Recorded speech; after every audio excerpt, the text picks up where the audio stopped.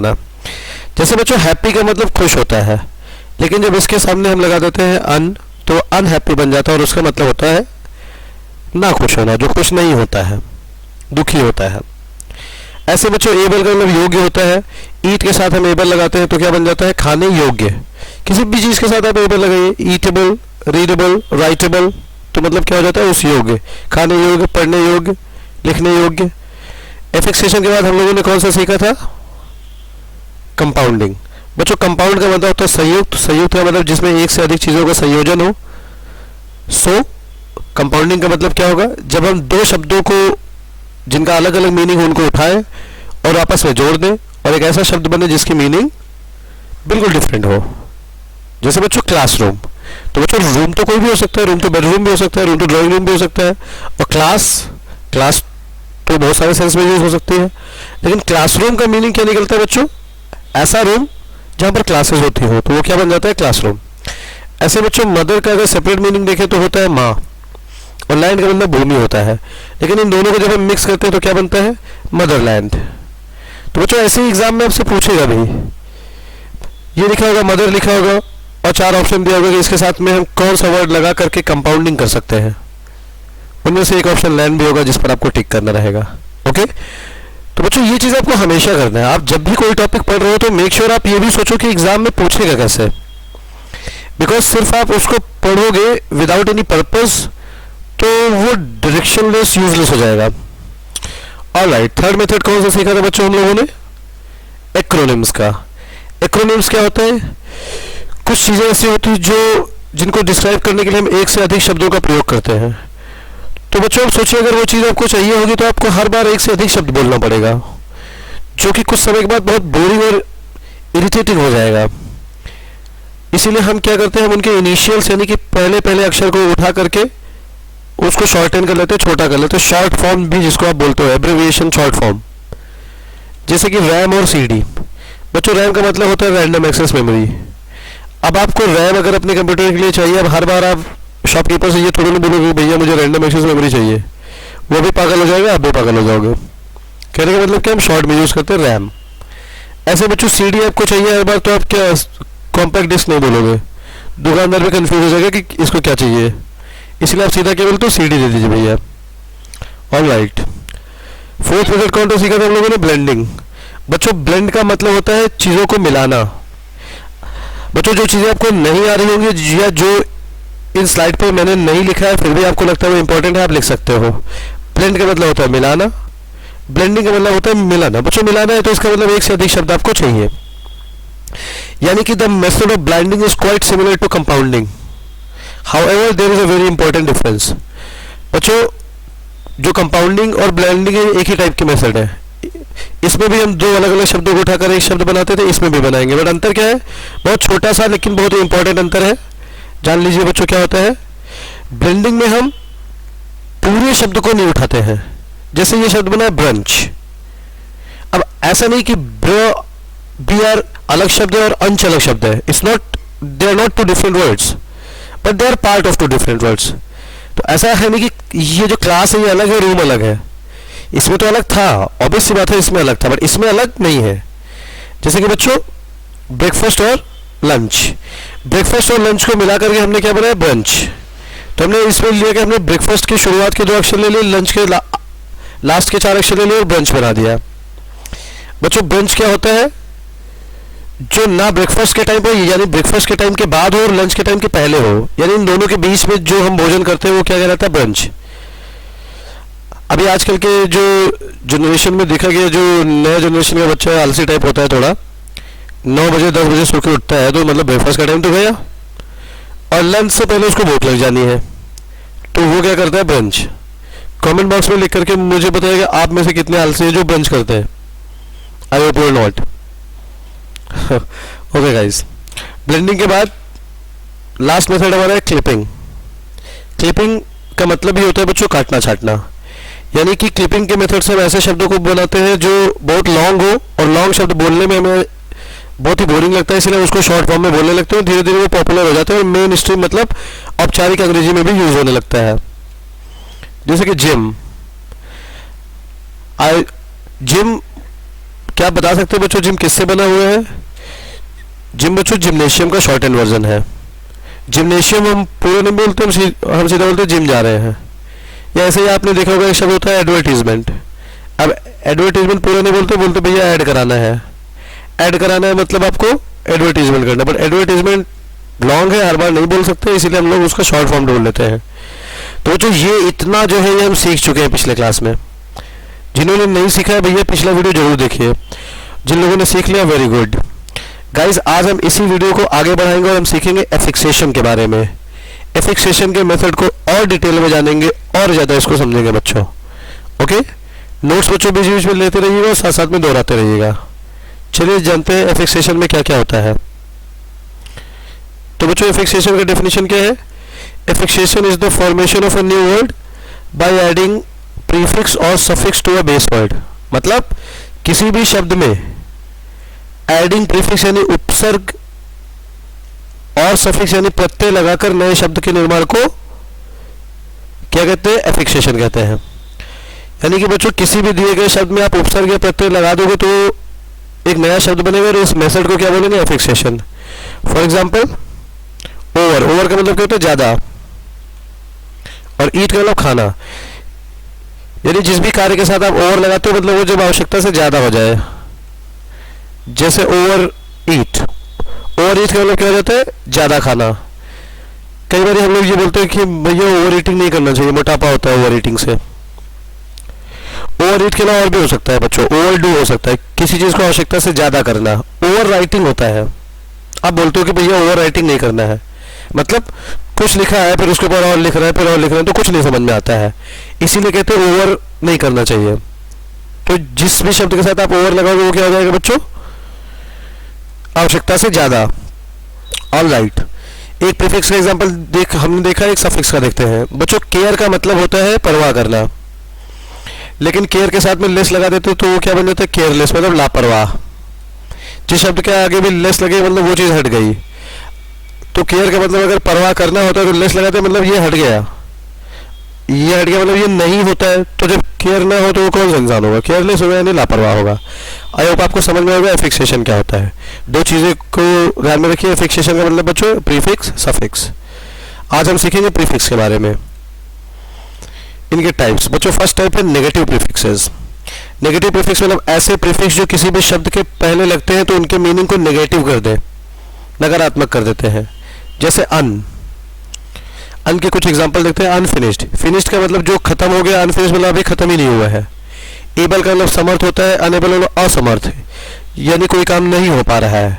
जैसे आपने कहा कि I am unable to solve this question, मतलब मुझसे ये क्वेश्चन नहीं हो पा रहा है। हैप्पी ऑलरेडी हम लोग देख ही चुके हैं बच्चों, जो खुश ना हो, सैड हो। तो अन के अलावा नेगेटिव में और कौन सा आ जाएगा? नॉन आ जाएगा बच्चों। Non living, non veg, non sense. Living का मतलब क्या होता है बच्चों? जो सजीव है, जो जीवित है। नॉन लिविंग का मतलब क्या हो जाएगा? निर्जीव। ऐसे ही वेज का मतलब शाकाहारी होता है बच्चों। नॉन वेज का क्या हो जाएगा? जो शाकाहारी ना हो यानी जो मीट हो। ऐसे नॉन सेंस बच्चों क्या हो जाएगा? सेंस का मतलब होता है जिसका कोई अर्थ हो, लेकिन नॉन लगा दिया तो क्या बन गया? नॉन सेंस, जिसका कोई अर्थ ना हो यानी बकवास हो, कहते नहीं इट्स नॉनसेंस, मतलब इसका कोई सेंस नहीं है। ओके बच्चों, नेक्स्ट नेगेटिव प्रीफिक्स होता है इन। इनका क्या होता है? इन भी नेगेटिव दिखाता है, जैसे इनकरेक्ट, इनकम्प्लीट और इनविजिबल। बच्चों करेक्ट का मतलब होता है सही, लेकिन अगर कोई चीज सही नहीं है तो क्या कहते हैं? इनकरेक्ट। कहते नहीं कि this answer is incorrect, incorrect मतलब वो सही नहीं है। इनकम्प्लीट का मतलब जो पूरा ना हो। कंप्लीट का मतलब पूरा होता है, इन लग गया मतलब ना पूरा, मतलब पूरा नहीं है। ना पूरा, ना पूरा तो कोई शब्द नहीं होता है, मतलब पूरा ना हो। I got the meaning. Invisible बच्चों क्या होता है? विजिबल का मतलब जो दिखाई दे, इनविजिबल मतलब जो गायब हो, दिखाई ही नहीं दे रहा, तो वो क्या है? इनविजिबल हो गया, मतलब गायब हो गया। डिस का मतलब भी नेगेटिव के लिए ही होता है, इसका अपना मीनिंग है। क्या मीनिंग है? ये नेगेटिव सेंस देता है बच्चों। जैसे कि डिसलॉयल, लॉयल का मतलब होता है वफादार, तो डिसलॉयल क्या होगा? जो धोखेबाज हो, जो लॉयल ना हो मतलब धोखेबाज हो। डिसलाइक, लाइक का मतलब होता है कोई चीज़ आपको अच्छी लगती है तो आप ये कहते हो लाइक इट। अगर आपको अच्छी नहीं लगती, ना पसंद है तो डिसलाइक। अगर आपको पसंद है तो लाइक, ना पसंद है तो डिसलाइक। बोलते रहेंगे भाई सब लोग, है बोलेंगे तो सीखेंगे बच्चों अच्छे से, बोलेंगे नहीं तो फिर लेक्चर बहुत बोरिंग हो जाएगा आपके लिए और आप कुछ नहीं सीख पाओगे। ऑलराइट, और वैसे भी लैंग्वेज तो सब्जेक्ट ही है ना, उस कम्युनिकेट करने का, जितना अच्छा कम्युनिकेट करोगे उतना सीखोगे बच्चों। ओबे का मतलब क्या होता है? आज्ञा मानना। लेकिन डिसओबे क्या हो जाएगा बच्चों? आज्ञा ना मानना। तो हमने देखा ये जितने भी प्रीफिक्स है ये लग रहे हैं तो उसको नेगेटिव बना दे रहे हैं। इसी सीरीज में एक और देखते हैं, ए बच्चों, जिसके साथ भी ए लग रहा है, जैसे एथीस्ट। एथीस्ट का मतलब क्या होता है बच्चों? नास्तिक। क्योंकि थीस्ट का मतलब होता है आस्तिक वाला, जो ईश्वर को मानता हो। इसके साथ ए लग गया, उसका नेगेटिव बन गया है। एथीस्ट मतलब ईश्वर को ना मानने वाला। मोरल का मतलब होता है नैतिक। नैतिक क्या होता है बच्चों? जो सही हो, यानी सही गलत के सेंस के हिसाब से सोचा जाए तो जो सही है। जैसे कि चोरी करना, वो क्या? वो इमोरल है। लेकिन दूसरों की हेल्प करना, वो क्या? मोरल है। तो बच्चों इमोरल क्या हो जाता है? जो नैतिक ना हो, अनैतिक हो। सिम्टोमेटिक, सिम्टम का मतलब होता है बच्चों लक्षण। देखिए इसमें एक और एक सफिक्स लगा इसी वाला। तो सिम्टोमेटिक का मतलब हो जाता है लक्षण जिसमें हो, कोई बीमारी है उसका लक्षण दिखे। Alright guys. लेकिन एसिम्टोमेटिक क्या होता है? एसिम्टोमेटिक में लक्षण नहीं दिखता है। अभी कोविड-19 चल रहा है, आप सभी को मालूम होगा। कोविड-19 में कि जो इतना ज़्यादा फैला, उसका वन ऑफ द रीजंस क्या है? सबसे एक मुख्य कारणों में से एक है कि कोविड-19 में बहुत सारे लोग इन्फेक्ट होते हुए भी हो सकता है ये आवश्यक नहीं कि उनके अंदर लक्षण दिखे। इसलिए हमें आपको मालूम ही नहीं हो पाता कि किसको कोविड हो गया, किसको नहीं हो गया। और कई बार हम लोग ऐसे लोगों के संपर्क में आ जाते हैं जिनको खुद नहीं मालूम है कि उनको कोविड-19 है, क्योंकि वो एसिम्टोमेटिक मतलब उसमें लक्षण नहीं है। ओके गाइज, फिर से सभी को रिवाइज कीजिएगा। वीडियो पॉज करके नोट डाउन करना होगा, नोट डाउन करिएगा, स्क्रीनशॉट लीजिएगा। You can do whatever you like, but make sure आपके पास ये नोट्स हो। अब बच्चों एक मैं आपको एग्जांपल देख सकता हूँ। मैंने जो पेपर्स देखे हैं प्रीवियस ईयर्स के, उसमें मैंने देखा ये कैसे पूछा जाता है। तो बच्चों ये एग्जांपल आपको बिल्कुल सटीक एक प्रश्न में यहाँ दूंगा आपको अभी, वो जो सटीक ऐसे ही पूछे गए हैं। जैसे कि ये है बच्चों, इस क्वेश्चन को सभी लोग पढ़िए और आंसर करने की कोशिश कीजिए। कमेंट बॉक्स में लिख करके दिखाइए कि कौन सा आंसर होगा इसमें। With which of the following words the prefix in cannot be added? इनमें से कौन से शब्दों में जो इन प्रीफिक्स है इसका प्रयोग नहीं किया जा सकता? कौन सा प्रीफिक्स है जिसमें इस इन का प्रयोग नहीं किया जा सकता? जैसे कि बच्चों एबल। अब आप सोचिए क्या कोई ऐसा शब्द होता है इनेबल? इनेबिलिटी होता है, इनएक्टिव होता है, इनकरेक्ट होता है। सभी लोग कमेंट बॉक्स में आंसर करके बताइए बच्चों। I will wait for your answer. Okay, देखते हैं बच्चों। अगर हम देखिए करेक्ट, तो ये तो सामने लिखा हुआ है। इनकरेक्ट मतलब जो सही ना हो। एक्टिव का मतलब होता है जो हिल डुल रहा हो, क्रियाशील हो, जो कार्य कर रहा हो। इनएक्टिव का मतलब जो एक्टिव ही ना हो। ऐसे एबिलिटी का मतलब होता है योग्यता, इनएबिलिटी का मतलब होता है योग्यता ना हो, कमी हो। लेकिन एबल में हमने ये देखा कि इन नहीं लगता है, एबल में क्या लगता है? अन लगता है। अनएबल होता है ना कि इनेबल। तो हमारा आंसर क्या होगा बच्चों? ये ऑप्शन होना चाहिए। चलिए चेक करते हैं आंसर। एग्जैक्टली तो हमारा आंसर क्या है बच्चों? ऑप्शन है। ऐसे ही पूछेगा बच्चों आपसे, आपको ऑप्शन दे देगा और पूछेगा इनमें से किसके साथ अन नहीं लग सकता, किसके साथ नॉन नहीं लग सकता, किसके साथ डिस लगेगा। या हो सकता है कोई शब्द दे दे और ये पूछे कि इनके साथ इनमें से कौन लगेगा। जैसे ये मान लीजिए दे दीजिए ओबे दे दिया, तो उसके साथ ये बोलेगा क्या होगा? अन ओबे होगा, नॉन ओबे होगा, इन ओबे होगा, अबे होगा। ये तो अबे बन रहा है, बहुत फनी सा बन रहा है ना, ए ओबे अबे बन रहा है, ठीक है। और एक ऑप्शन ये दे देगा, डिस दे देगा बच्चों। तो आपको बताना होगा कि इसमें से कौन सा लग रहा है। ओके, तो इसी तरह से आप लोग प्रैक्टिस कीजिएगा घर पे। जैसे मान लीजिए आप एक दूसरे से, आपके फ्रेंड हो, भाई बहन हो, उनसे आप ये पूछिए या उनसे बोलिए कि वो आपसे ये पूछे कि कंप्लीट में क्या लग सकता है, नॉन लग सकता है क्या, अनकम्प्लीट होता है या इनकम्प्लीट होता है। ऐसे प्रैक्टिस करेंगे तो क्लियर हो जाएगा। Okay, I hope advice follow करेंगे आप। नेक्स्ट मेथड देखते, नेक्स्ट प्रीफिक्स टाइप देखते हैं बच्चों। नेक्स्ट होता है बच्चों कौन सा प्रीफिक्स? रिवर्सेटिव। रिवर्स का मतलब क्या होता है बच्चों? पीछे आना। यानी कोई कार्य अगर हम करें और फिर उसको हम रिवर्स कर दें। जैसे क्लोथ्स होते हैं। अब ऐसा तो नहीं कि कोई एक पीस ऑफ क्लोथ्स है जो हमने आज पहन लिया तो अब जिंदगी भर हमको उसी कपड़े में रहना है। कितना मतलब अजीब सा होगा, डिसगस्टिंग हो जाएगा। रिवर्सेटिव का मतलब जो एक्शन रिपीट होते हो, रिवर्स हो जाते हो। जैसे कि शर्ट को पहनना और शर्ट को उतारना। अगर आप शर्ट को पहनोगे तो डेफिनेटली आप उतारोगे भी उसको। तो देखते हैं बच्चों ऐसे कौन से प्रीफिक्स है जो रिवर्स सेक्शन को दिखाते हैं। उसमें से अन भी है बच्चों। हाँ, इस चीज़ का भी ध्यान रखिएगा कि एक प्रीफिक्स अगर एक टाइप से यूज़ होता है तो ऐसा नहीं दूसरे टाइप से यूज़ नहीं हो सकता। बिल्कुल हो सकता है, it depends on how it is being used, है ना, कहाँ यूज हो रहा है, कैसे यूज हो रहा है। जैसे अन जो है वो रिवर्सेटिव प्रीफिक्स के रूप में कैसे आ सकता है बच्चों, ये देखिए अनटाई, अनडू, अनलोड। तो बच्चों ये जो लिखा हुआ टाई, टाई का मतलब होता है बांधना, अनटाई का मतलब क्या होगा, आप सोचिए बांधने का रिवर्स क्या होता है, खोल देना। डू का मतलब होता है कोई कार्य करना, अनडू मतलब उसको वापस ले लेना। आपने कुछ लिखा फिर उसको हटा दिया तो वो क्या होता है, अनडू करना। अनलोड, आपको कहीं जाना है, आपने चीज़ों को लोड किया, फिर आप वहां पर पहुंचे और आपने क्या किया, अनलोड कर दिया, मतलब चीज़ों को उतार लिया। ऐसे ही बच्चों डी होता है। डी क्या है, एक्टिवेट, कोई चीज़ आपने एक्टिवेट की फिर आपने उसको डीएक्टिवेट कर दिया। जैसे आपका अकाउंट होता है, आपने कहा कि भैया मैंने अपना अकाउंट डीएक्टिवेट कर दिया, तो भैया डीएक्टिवेट आपने किया कब, जब आपने पहले उसको एक्टिवेट किया होगा तभी ना डीएक्टिवेट होगा, वो एक्टिवेट चीज़ ही तो डीएक्टिवेट होगी, यानी ये एक्शन क्या हो रहा है, रिवर्स हो जा रहा है। डीटैच, डीटैच डी और अटैच को मिलकर के बना है बच्चों। अटैच का मतलब होता है जोड़ना और डीटैच का मतलब हटाना। भैया हटाओगे कब, जब जोड़ोगे पहले, यानी इसमें भी एक्शन क्या हो रहा है बच्चों, रिवर्स हो रहा है।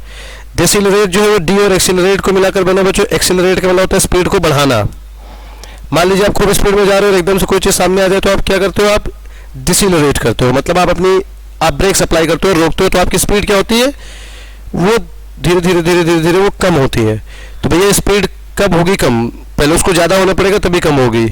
इसका मतलब आपने जो एक्शन लिया था अब आप उसको क्या कर रहे हो, रिवर्स कर रहे हो। अगर सभी को समझ में आ रहा होगा, नोट्स लेते रहिएगा गाइज। इसके अलावा रिवर्सेटिव प्रीफिक्स एक और होता है डिस, डिसकनेक्ट या डिसबैंड। बच्चों डिसकनेक्ट क्या होता है, किसी चीज़ को आपने जोड़ा और फिर आपने उसको हटा दिया, छुड़ा दिया, तो क्या हो गया, डिसकनेक्ट, यानी आपने उसको तोड़ दिया। तो तोड़ोगे तब जब वो जुड़ा होगा, पहले से टूटा है तो क्या अगर कोई चीज़ पहले से टूटे तो कैसे तोड़ोगे, है ना। Okay, alright. इसके बाद होता है बच्चों डिसबैंड। कुछ लोग है, मान लीजिए उन्होंने साथ में आकर के कोई काम शुरू किया, मान लो साथ में उन्होंने अपना सिंगिंग ग्रुप शुरू किया और फिर वो अलग हो गए एक दूसरे, तो वो क्या हो गए, डिसबैंड हो गए, मतलब वो टूट गए। ऑलराइट बच्चों, ठीक है। चलिए हमारा थर्ड क्या है, पेजोरेटिव प्रीफिक्स। बच्चों पेजोरेटिव जो होता है ये ऑफेंसिव चीज़ों के लिए आता है, गलत के लिए आता है। कोई चीज़ जब गलत तरीके से हो जाए, यानी इसमें जितने भी प्रीफिक्स आएंगे वो जिस चीज़ के भी सामने लग रहे हैं उसको उसका गलत वर्जन बनाएंगे। जैसे एक आता है मिस, मिस का मतलब मिस रीड, तो रीड का मतलब क्या होता है बच्चों, पढ़ना, लेकिन मिस रीड का मतलब क्या होता है, गलत पढ़ना। अब लिखा है ऑरेंज तो पढ़ उसको मतलब क्या है, एप्पल ले तो क्या है, मिस रीड कर रहे हो आप उसको। हालांकि इतना ज़्यादा इस लेवल का मिस रीड तो कौन नहीं करता होगा, बट नॉर्मल मिस रीड, जैसे गॉड लिखा है तो डॉग पढ़ गए उसको, है ना, टीचर लिखा है तो चीटर पढ़ गए उसको, इस टाइप का मिस रीड होता है बच्चों। ऐसे मिस स्पेल होता है बच्चों। स्पेल का मतलब क्या होता है, स्पेलिंग लिखना, लेकिन मिस स्पेल का क्या होता है, गलत स्पेलिंग लिख दिया, है ना, स्पेलिंग ही उल्टा सीधा कर दी। मिस स्पेल में डबल एल होता है, सिंगल एल कर दिया। ऑलराइट, मिस प्लेस का मतलब क्या होता है, किसी चीज़ को गलत जगह पर रख देना, यानी वो आपसे खो गई, आपको मिल ही नहीं रही क्योंकि आपने उसको मिस प्लेस कर दिया। जो उसका सही स्थान था उस उचित स्थान से उसे गलत स्थान पर रख दिया। तो पेजोरेटिव के नीचे आप लोग जहां भी नोट्स लीजिएगा वहां लिख लीजिएगा कि गलत, किसी चीज़ को भी गलत कर देता है ये। ऐसे ही बच्चों हमने देखा कि मैल एक एग्जाम्पल है। एक होता है मैल न्यूट्रिशन, न्यूट्रिशन वाला होता है पोषण। अब भैया पोषण कैसे होता है बच्चों, पोषक तत्वों से होता है। अच्छा पोषक तत्व मिल रहा है तो बढ़िया है। मैल न्यूट्रिशन क्या, कुपोषण, है ना, जो चीज़ मिलना चाहिए वो नहीं मिल रहा है।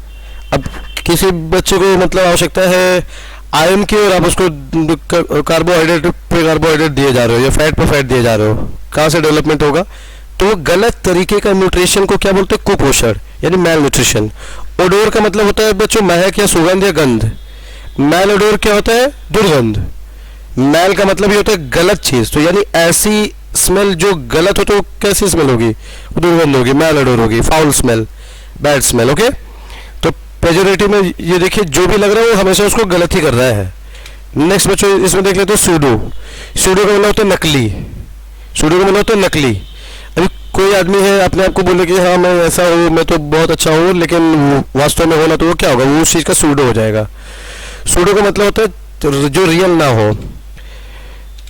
जैसे बच्चों इसमें एक होता है स्यूडोनिम। स्यूडोनिम क्या होता है, आप इमेजिन कीजिए कि अंग्रेजों के समय में कुछ ऐसे भारतीय रहे होंगे जो अंग्रेजों के विरुद्ध चीज़ें लिखते रहे होंगे, न्यूज़पेपर में छापते रहे होंगे। अब वो लोग क्या करते थे, वो लोग अपना रियल नाम उसमें नहीं लिखते थे, क्योंकि ऑब्वियस सी बात है अगर वो अपना रियल नाम लिखेंगे तो उनको ढूंढ लिया जाएगा और उनको अरेस्ट करके जेल में डाल दिया जाएगा। तो वो सूडोनिम का इस्तेमाल करते थे। बहुत सारे, मुंशी प्रेमचंद ये उनका रियल नेम, वो समथिंग एल्स है ना, कुछ और था, और उन्होंने प्रेमचंद लिखना शुरू कर दिया। तो ऐसे बहुत सारे राइटर्स हैं जो सूडोनिम्स का यूज़ करते हैं। ऐसे ही बच्चों सूडोसाइज, सूडोसाइज ऐसी चीज़ों के लिए, ऐसी कह सकते हैं उसको कुप्रथा, आई थिंक हिंदी में कहते हैं कुप्रथा, मतलब या कोई ऐसी चीज़ें जो प्रैक्टिस में है और लोगों ने उसको ऐसा ऐसा समझा रखा कि हाँ भैया ये साइंटिफिक है, ये होता है, लेकिन ऐसा कुछ हो ना, वो सिर्फ अपने आप को बोले कि हाँ वो साइंटिफिक है, वो होता नहीं है। तो ये हो गए हमारे कौन से प्रीफिक्स बच्चों, पेजोरेटिव प्रीफिक्स। अब हम देखते हैं prefix of time and order, यानी इसमें वो प्रीफिक्स आएंगे जो जिसके भी पहले लगेंगे उसको समय का बोध कराएंगे। जैसे फोर, किसी भी शब्द के आगे फोर लगता है तो फोर का मतलब होता है पहले। जैसे बच्चों फोरकास्ट, आपने देखा होगा वेदर फोरकास्ट होता है, मौसम का पूर्वानुमान होता है, यानी कि आज आप हो तो अगले हफ्ते का मौसम कैसा होने का है इसका अनुमान आपको जो देता है फोरकास्ट। तो फोर का मतलब पहले, कास्ट मतलब आपको जो चीज़ें बताई जाए, जो चीज़ें आपको प्रसारित की जाए। तो फोरकास्ट का मतलब होता है पूर्वानुमान लगाना। ऐसे फोरटेल, फोरटेल का अर्थ होता है भविष्यवाणी करना। बच्चों आपको मालूम होगा टेल का मतलब होता है बताना, फोर का मतलब होता है पहले, तो फोरटेल का मतलब क्या हो जाएगा बच्चों, पहले से ही बता देना, यानी भविष्यवाणी करना। फोर फादर्स, फादर का मतलब होता है बच्चों फादर, फादर का मतलब होता है पिता। फोर फादर क्या होंगे, फोर फादर्स क्या होंगे, फोर फादर्स मतलब हो जाएंगे जो हमारे फादर के फादर के फादर के फादर ऐसे रहे हो, मतलब हमारे पूर्वज। फोर फादर्स मतलब पूर्वज, पूर्वज शब्द में आता ही पूर्व है, पूर्व का मतलब जो हमसे पहले आए। ठीक है बच्चों, प्री, इसका भी मतलब होता है पहले। इसमें भी क्या होता है, प्रीलिम्स जो आपका एग्जाम होता है, हम अक्सर बोलते नहीं प्री है फिर मेंस होगा, तो प्री का मतलब जो पहले होता है। ऐसे ही बच्चों तो प्री वेडिंग, वेडिंग के पहले कुछ प्रथाएं होती हैं, कुछ परंपराएं होती हैं जो वेडिंग के, शादी के पहले होती हैं। या आजकल आपने देखा होगा कि शादी होती है तो शादी के पहले ही शूटिंग होती है, तो अजीब अजीब से पोज में वो शूट करते हैं सब, तो उसको हम कहते हैं pre wedding photo shoot out, या प्री वेडिंग कुछ रिचुअल्स होते हैं।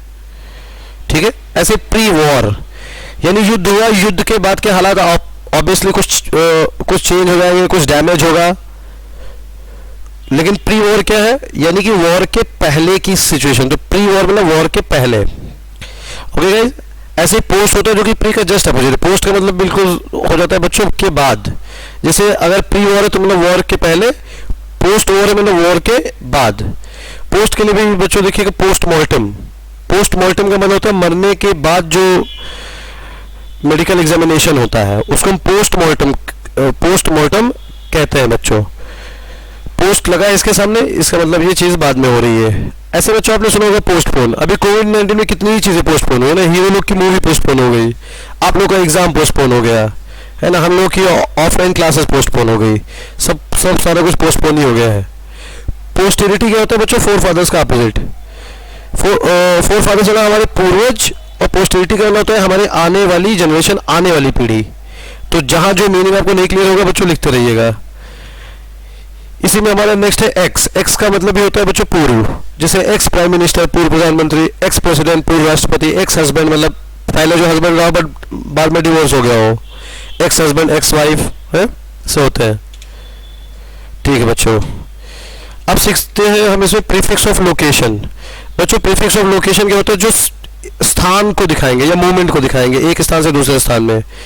जैसे कि बच्चों होता है ट्रांस, बच्चों ट्रांस का मतलब होता है एक स्थान से दूसरे स्थान पर। जैसे आपने इसमें सुना होगा ट्रांसफर, ट्रांसफर का मतलब क्या होता है, एक स्थान से दूसरे स्थान में जब किसी का स्थानांतरण हो जाए। ऐसे ट्रांसपोर्ट का मतलब क्या होता है बच्चों, एक स्थान से दूसरे स्थान तक जब चीज़ों को ले जाया जाए या आना जाना, ऐसा होता है ट्रांजिट। ट्रांजिट का भी अर्थ होता है परिवहन या रास्ते में जो होता है ट्रांसपोर्ट के। बच्चों इसी सीरीज में हमारा अगला है पैन। बच्चों पैन का मतलब क्या होता है, पैन का मतलब होता है जो पूरे उसमें फैला हो, जैसे कि सिर्फ एक मतलब रीजनल ना हो, क्षेत्रीय ना हो, पूरे में फैल जाए, पूरे विश्व में हो जाए, या जिस चीज़ के भी आगे आप लगा दो पैन। पैन एशिया लगा दो पूरे एशिया में, पैन इंडिया पूरे इंडिया में। जैसे एक हमने सीखा पैंडेमिक, अभी ये तो आपको बिल्कुल एकदम आदत सा हो गया होगा, ये वाले शब्द का तो आदत हो गया होगा। पैंडेमिक का मतलब क्या होता है? व्यापक महामारी या वैश्विक महामारी। तो आपने ये देखा, इसका मतलब होता है बहुत जो व्यापक एरिया में फैल जाए कोई चीज़, तो पैंडेमिक। अभी एक एरिया में, छोटा सा एरिया में कोई बीमारी फैले और उधर ही फिनिश हो जाएगा तो वो फिर पैंडेमिक थोड़ा कहलाएगा। ऐसे बच्चों होता है पैन इंडिया। पैन इंडिया का मतलब क्या होता है? पूरे इंडिया में। जैसे मान लीजिए कोई रेस्टोरेंट है, अब वो पूरे इंडिया में है तो आप कह सकते हो कि this restaurant can be found pan India, मतलब इसको पूरे इंडिया में पाया जा सकता है। ऐसे ही बच्चों इंटर होता है। इंटर मतलब एक दूसरे में मिक्स। जैसे इंटर कॉन्टिनेंटल का मतलब होता है अंतर महाद्वीपीय। बच्चों हम लोग जब छोटे थे तो कई बार ये होता था कि मान लीजिए कोई कॉन्टिनेंट है, जैसे अफ्रीका और फिर एशिया ले लीजिए, तो अफ्रीका की जितनी होती थी टीमें वो एक टीम फॉर्म करती थी। एशिया की जितनी टीमें होती थी वो अपनी टीम एक बनाती थी। फिर एशिया वर्सेस अफ्रीका होता था, मतलब किसी कंट्री का नहीं होता था मैचेस। एशिया वर्सेस अफ्रीका कर दिया, एशिया वर्सेस यूरोप कर दिया। तो जब इंटर कॉन्टिनेंटल मतलब दो कॉन्टिनेंट के बीच, लेकिन इंटरनेशनल क्या होगा बच्चों? दो राष्ट्रों के बीच, दो या दो से अधिक राष्ट्रों के बीच अंतरराष्ट्रीय।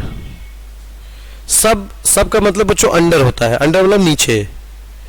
जैसे आपने देखा सब सहारन का मतलब होता है जो अगर आप मानचित्र मैप पे देखो तो जो सहारा रेगिस्तान है, सहारा रेगिस्तान के साउथ में, यानी मैप में सहारा रेगिस्तान के नीचे का जो एरिया होता है, नीचे का जो देश है, सहारा रेगिस्तान के नीचे जो देश अफ्रीका महाद्वीप में है, हम उनको सब सहारन कंट्रीज कहते हैं।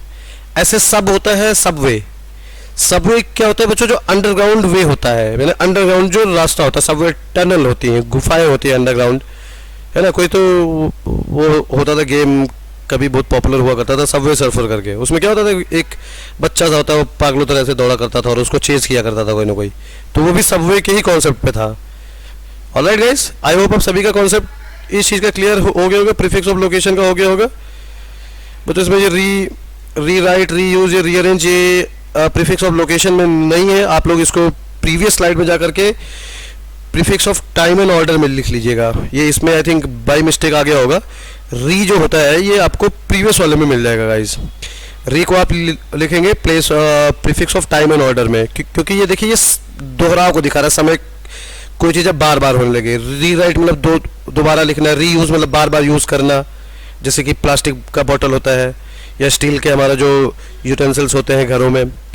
ऐसे रीअरेंज का मतलब क्या हो जाता है बच्चों? कोई चीज़ रखी गई है तो हमने कहा कि इसको रीअरेंज करना पड़ेगा, मतलब उसको दोबारा से अरेंज करना पड़ेगा।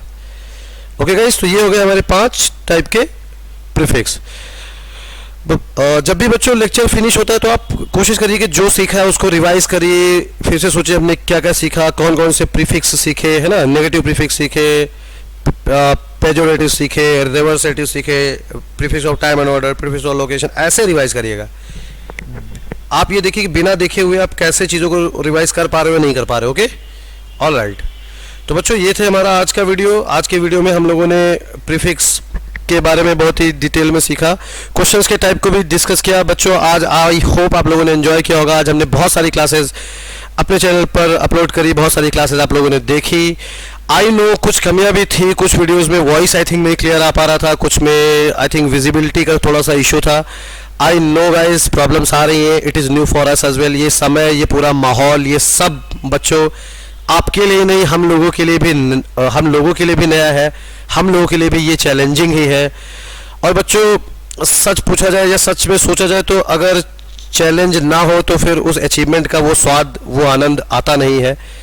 कभी बहुत पहले बहुत सारी संकटों के बीच में जब मैं पर्सनल लेवल पर अपने स्टूडेंट लाइफ में जब चीज़ों को झेल रहा था तो मैंने कुछ लाइनें लिखी थी कि शर्त यह कब थी कि पथ आसान होगा, शर्त यह कब थी कि पथ आसान होगा बच्चों, और हो अगर आसान तो क्या नाम होगा।